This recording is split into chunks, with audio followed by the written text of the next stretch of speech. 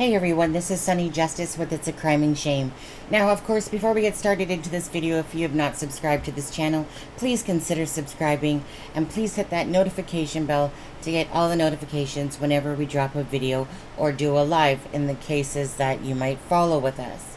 And also, if you guys don't mind, please hit that like and the share. It really means a lot.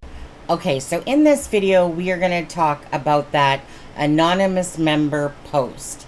Now, I am very grateful and thankful for the people that do send me emails. And just so you know, again, I can't always get to them right away. But I want to thank the person that sent me an email regarding the anonymous member post yesterday and said that it would be coming out. And then a few people have sent me Pandora Boxes video. So regardless, we're going to get into this post. And again, some people have already seen it.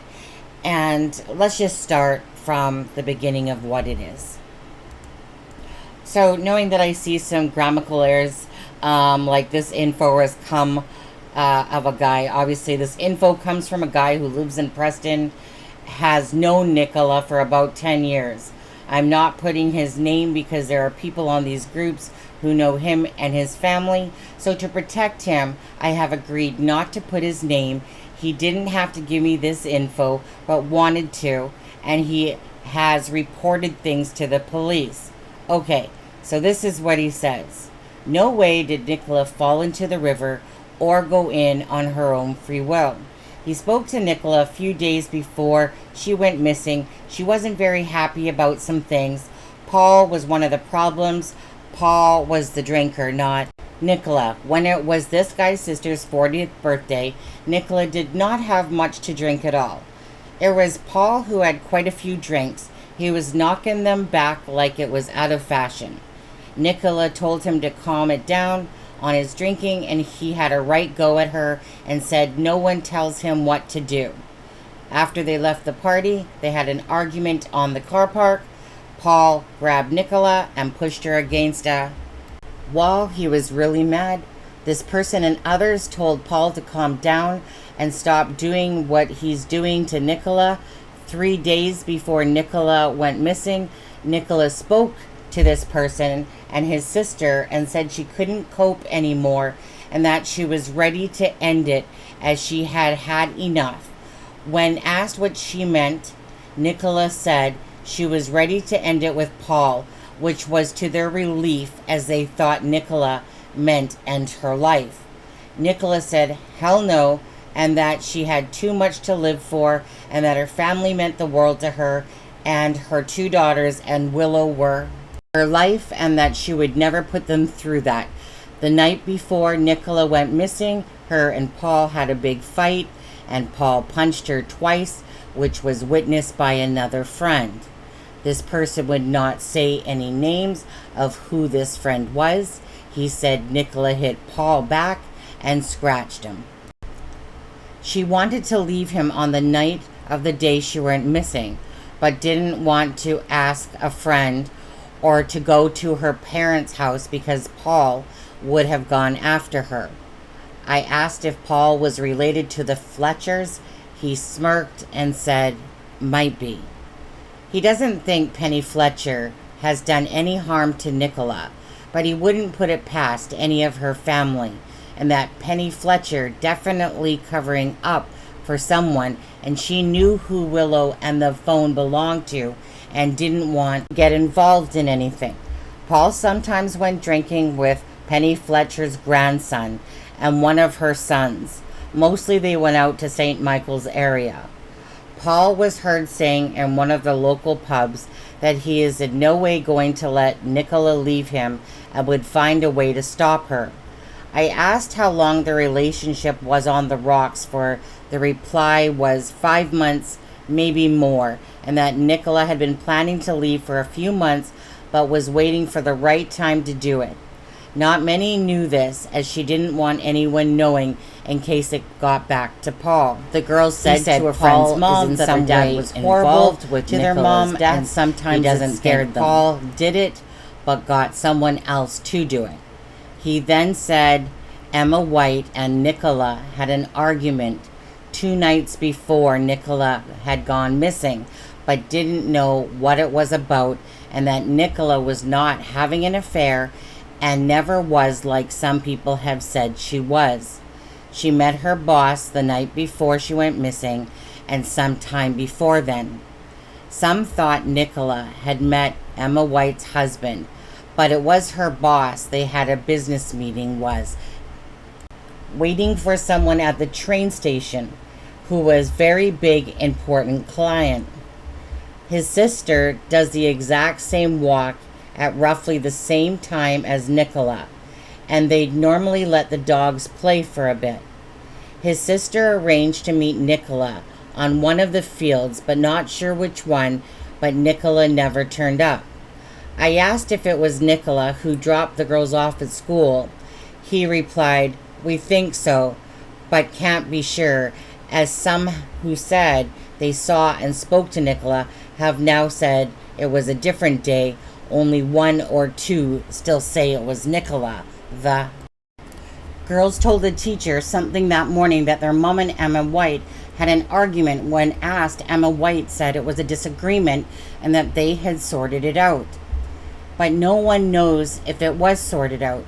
He thinks if it was Nicola who took the girls to school, that she went missing before the bench. He is sure Penny Fletcher is not involved, but thinks she definitely knows something and thinks she knows who it was. He's 99% sure she knows. Penny Fletcher can come across to people as nasty, but he said she can be a really nice person and that the reason for her actions is because she is covering for someone. He told her if she knows what happened and who it was, then to go forward as she can get done for withholding information. She dropped her head and bottom lip and looked sad. He said she had a doctor's appointment the morning Nicola went missing and also went to the tip. He knows she was at the doctor's because he was working outside and she said hi to him and she was going in. He is sure Nicola was killed or something to do with foul play, as she had too many things planned for the next few days, so there's no way she would take her own life. She was very careful by the river. She never went too close, not even when Willow went in, as Willow never went too far. Her Fitbit was not synced as it was replaced by one the same model and color, and sometimes she didn't sync it, especially if her and Paul had an argument. He doesn't think Emma White did anything to Nicola either, but thinks she knows more than she's letting on.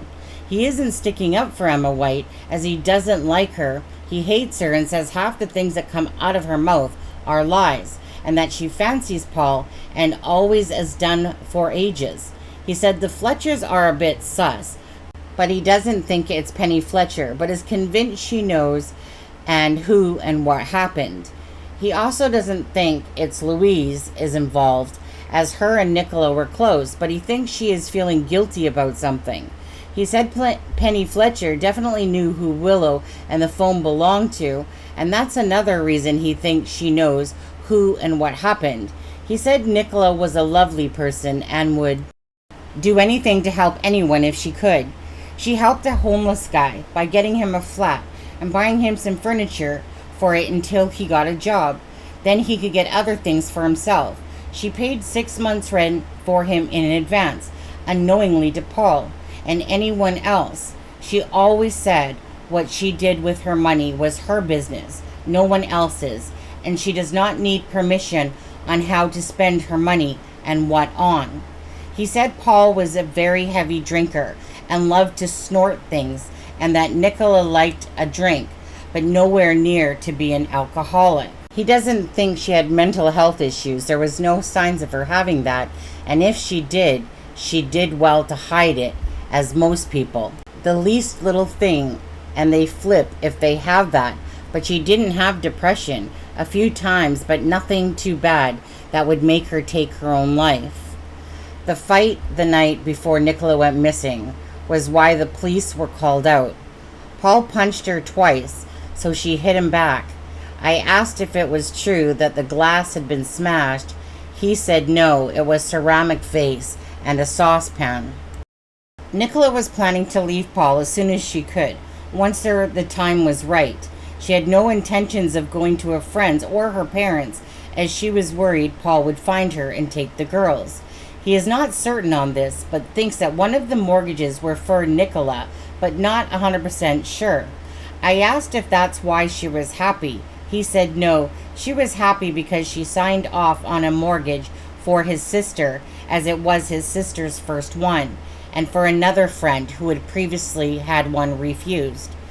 The red van was from one of the units, warehouses, not far from the Fletchers, and Oscar Fletcher was not in London or wherever he claimed to be the day that Nicola went missing.